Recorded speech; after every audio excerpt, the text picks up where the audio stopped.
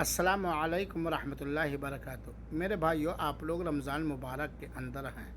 اللہ کے واسطے سودی کاروبار کرنے، سودی لین دین کرنے سے توبہ کر لو، کیونکہ صحیح مسلم کی روایت ہے، اللہ کے رسول اکرم صلی اللہ علیہ وسلم فرمایا، حضرت جابر رضی اللہ عنہ بیان کرتے ہیں کہ اللہ کے رسول اکرم صلی اللہ علیہ وسلم نے لعنت بھیجی ہے سود کھانے والے پر، سود کھلانے والے پر، سودی گواہ پر، سود لکھنے والے پر، اور اللہ کے رسول نے فرمایا کہ سارے کے سارے گناہ میں برابر ہیں۔